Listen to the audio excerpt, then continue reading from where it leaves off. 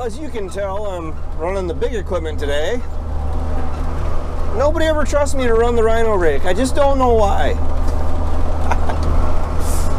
No, my mom was out running the New Holland rake. I ran the New Holland rake a little bit. This is hay that we cut. What is today? Today is Friday, September 18th, for those of you keeping score. We cut this stuff on Tuesday, right? That's a good question. Tuesday? Yeah, Tuesday. And then I cut a bunch on Wednesday.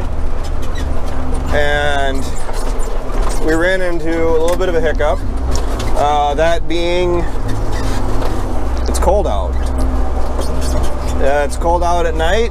We get heavy dews. Like really heavy, like parked this outside Wednesday night, and I drove the 76 back to the farm in the morning. Went and backed up, and it literally looked like I had a waterfall falling off the roof, falling over the back window. So the dews are pretty nasty.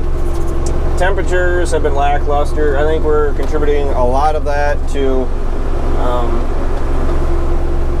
the California stuff going on.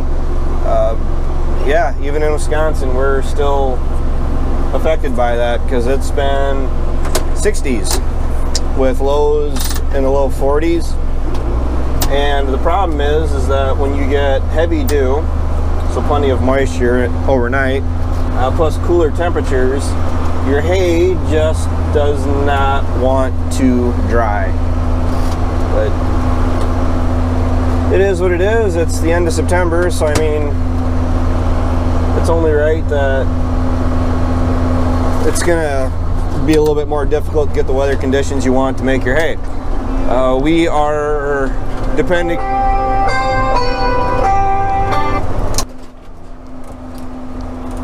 Well, what was I saying? Something about weather and that it's not really great for drying. Can't really remember anymore. So this stuff has been windrowed because when we came out to cut it, it was still wet. The ground is muddy, but we weren't having rain in the forecast, and it just justified getting it cut. So what we did, for how wet the ground was, and for the fact of the matter is there wasn't a whole lot of material here, it seemed like, we windrowed it, because when there isn't a lot of material for the rakes to pick up, like say if we had what's in these windrows laid out flat, we'd be worried, we are worried about the rake being able to pick up all of the hay material that is there. This is largely grass. I was on the alfalfa about an hour and a half ago. This stuff is wet to the touch underneath, so what we're doing is we're raking it up. Mom raked some with the New Holland. I was only supposed to rake some of the very light stuff with this, and then I made a decision about 20 minutes in of me raking what I was raking, and just decided that the stuff that's here needs to be moved. The ground is still soft, muddy underneath, and we really just need to pick the stuff up, get it worked over, windrowed up, and allow the wind to get to it to actually help dry it out. They're calling for 60, not 60s. That is, raccoon damage, for those of you wondering. The rodents and the animal pressure is just absolutely atrocious. We're gonna go through, we're gonna rake this up today, knowing full well that we're probably gonna rake it again. Probably with the New Holland rake, because I'm running this Rhino rake wide open, pulling in as much material as I can. And then my biggest concern is with the dews that we're getting at night. We're gonna have moisture coming up underneath the windrow, and it not being able to dry out throughout the day when the sun comes up. So We're not going to be raking tomorrow, probably not the next day, depends on what the stuff looks like. I'll just be blunt with you. And it's looking like this stuff will be on the ground for a couple days yet. Calling for sunny skies, hardly any clouds for quite a few days next week. Looking like either Sunday, Monday, we'll be out here baling all this up.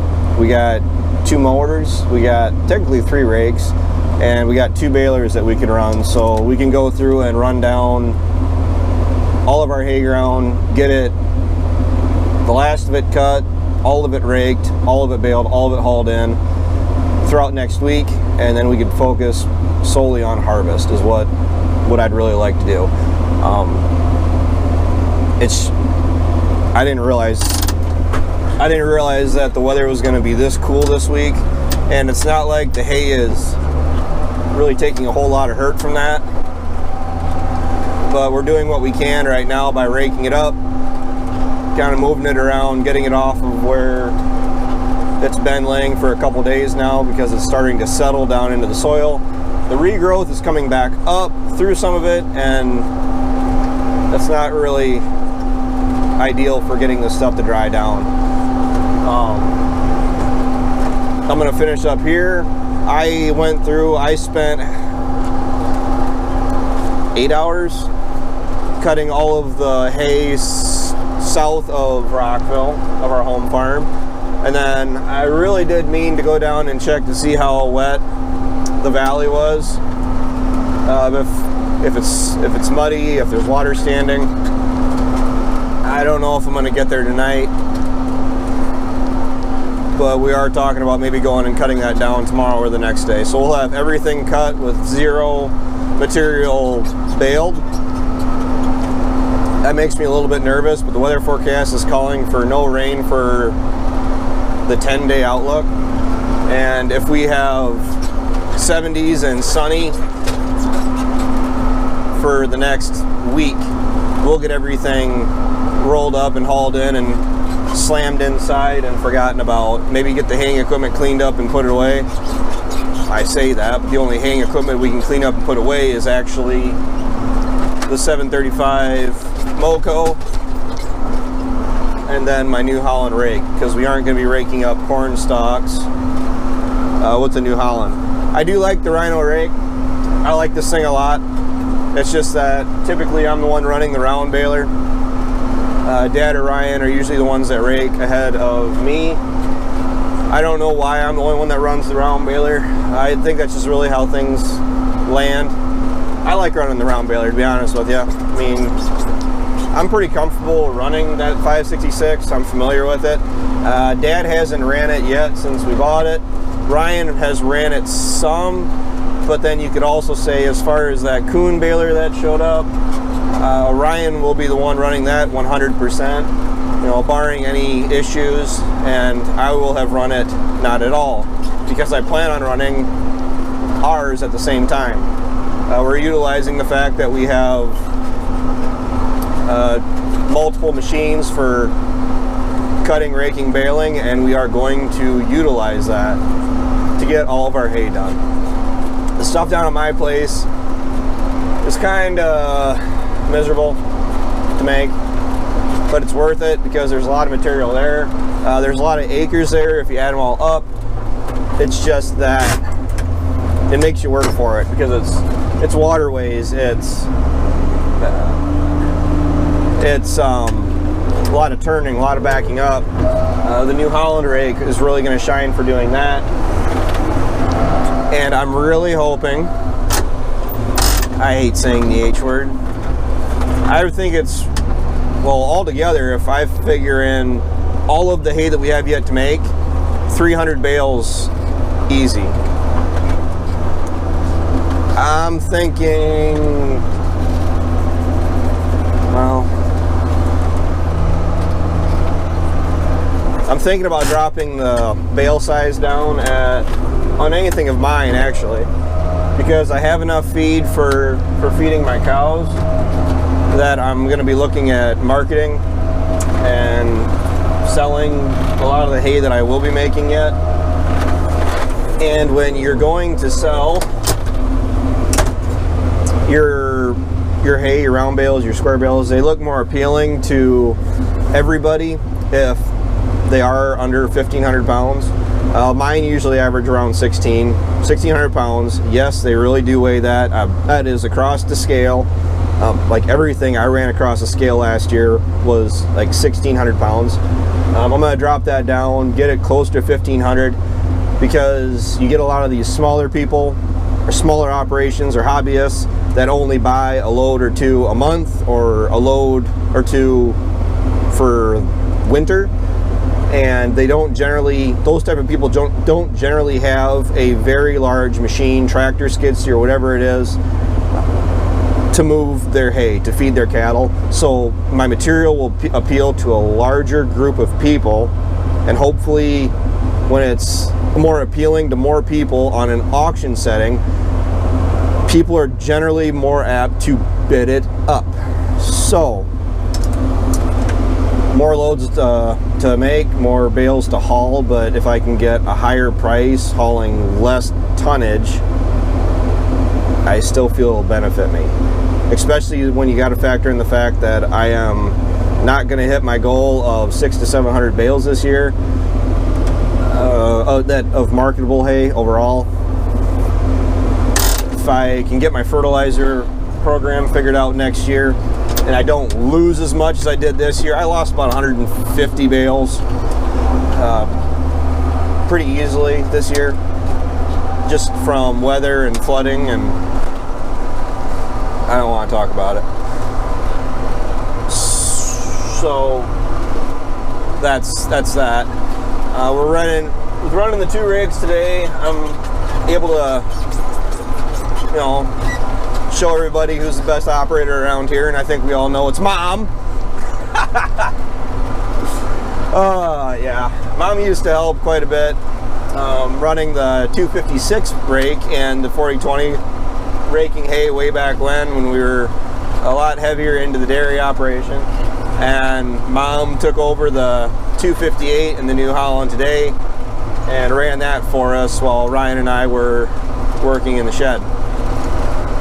So with that, I don't know how long this video is because I had to edit some out, so I'm going to try to get more action stuff, because this thing from Herschel, compliments of Herschel, our awesome sponsor, this thing, if I didn't have this camera mount, I would have gone through so many of the cheap plastic signal magnet mounted ones by now. This thing just got taken out again today by a tree, and I had to drive all the way back around the field to find it. But at least it's built heavy, right? So I'm going to try to get this done, because I got to go do some work on a field road, because we had a week of rain. It washed a ditch down through one of the field roads, and I got to get down there to rake and bale and haul the material that's down there too. So stay tuned for many more farming action updates, life, or the rest of the story of a farmer, so to say. So thanks for supporting the channel. I really appreciate it. I really do. Make sure you like, comment, and subscribe, especially when we're starting to ease into the busiest, most busier, I'll say it whatever way I want to say it, I guess, season of the year. Seems how we were done planting in about a week. But hopefully, the way things are looking, we'll be doing a lot more tillage this fall. So between harvest and hauling hay and taking care of cows and whatever else, we should be doing all right.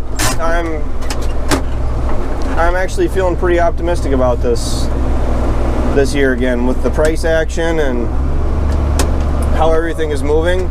I guess it pays to hold on for dear life with your grain sales. I'll touch on that a little bit. I pretty much didn't sell any soybeans this year. Up until like the last week and a half, prices got up, what, $1, what is it, $1.50 now compared to what it was during the summer, and that doesn't work all the time at all, but it benefited me this year. So beans are coming back. They're making a comeback to where I'm actually going to be looking at forward selling some for next year, because I'm going to be having more acres of beans next year. Not necessarily because I want to, just because rotation. I have one farm that is corn on corn on corn, and to be honest, I like the benefits of corn then beans and corn then beans. Tillage varies a little bit more, plus you get the benefits of keeping your fields a little bit cleaner, especially when you have beans following corn, because I didn't do it this year, but you can manage your corn, your volunteer corn, a little bit easier. In soybeans, you can spray for it, and also with beans following corn, it kind of follows into my tillage program. So I'm not doing primary tillage, chisel plowing every single year. It allows me to kind of spread it out and just do some light min till, vertical till, earthmaster work in the fall, and then I can just plant soybeans right to that following corn. We'll see how that works again this year. I mean, my soybeans at one farm in particular look kind of rough, but now looking at them when they're starting to mature out for harvest, they actually don't look too bad. So I don't know if it plays into just tillage or just chemical program, seed varieties, or option Z, all of the above. So the combine works. Oh man. Okay, so I don't know how much Ryan has actually covered. Probably not much because we just did it yesterday. But the combine, we got the contour master to work. We got the bean head all figured out. You can actually set the corn or the bean head down, and it follows the contour of the house yard, which is where we were trying it out, exactly like it's supposed to. Now we spent, admittedly enough, a few years, longer than maybe we should have, trying to diagnose the problem.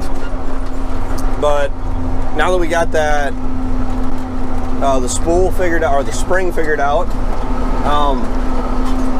it might turn into a thing. Soybeans are a little bit more enjoyable to harvest. So that's something to look forward to this year. We don't have a whole lot of soybeans this year, but especially with what price is doing and what I can market them for next year, it's I guess diversifying really comes into play again. I mean, I'd raise nothing but corn if I could, but soybean sure has its benefits. Raising cattle and hay for feed and hay to market is definitely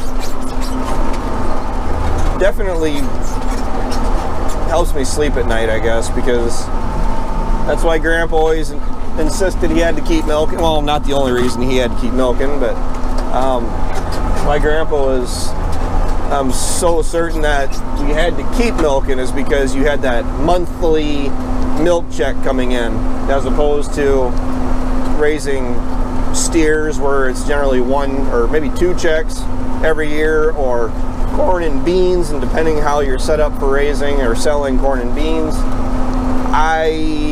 Well, in the past, we generally sold in June. That's just when Grandpa sold his corn. We never held beans. We always just sent them down the road.